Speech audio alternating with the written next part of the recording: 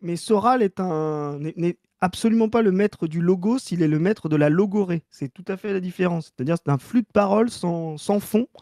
Exactement quand lui-même parle du travail et du monde industriel et de l'économie réelle, c'est-à-dire tout un monde auquel il a essayé d'échapper et de trouver une forme de parasitisme autour de ça.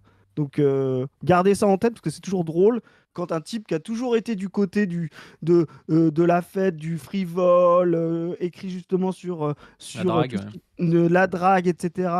La façon dont il a essayé d'échapper au monde de la production, au monde du rapport concret de classe, en se faisant éditer par les éditions blanches de littérature érotique pour faire des pseudo-essais, et puis ensuite parce qu'il est le maître de la logorée et non pas du logos, trouver des petits fans à qui il donnait des conseils de drague et qui ne sont là que pour justement le faire parler devant un canapé, devant une caméra, pour débiter n'importe quoi. Il y a son cousin qui s'appelle Francis Cousin d'ailleurs qui fait la même chose.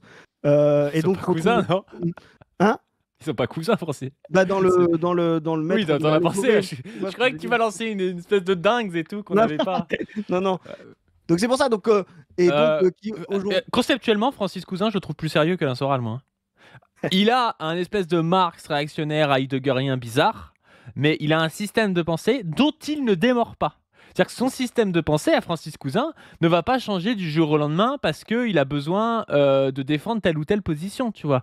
Parce que c'est ça aussi le propre d'Alain Soral, c'est d'être, tu vois, d'être un serpent, d'arriver, de passer à droite, de passer à gauche, tu sais, de faire ce qu'il veut en fait, pour pouvoir défendre une position qui l'arrange à un instant T ou qui peut rapporter un instant T, hein. On se souvient de son avis sur la Covid, là, c'était ça n'existe pas, mais c'est un virus humain. Je sais plus si c'était sur le sida ou sur le Covid qui disait ça, tu vois. C'était à la fois le virus n'existait pas, mais à la fois le virus en fait existait et a été produit par des humains. Donc tu comprenais rien à ce qu'il racontait, tu vois. Ouais, non, mais... Mais ça lui permettait du coup de draguer un peu dans tous les sens en sortant toutes les théories du monde.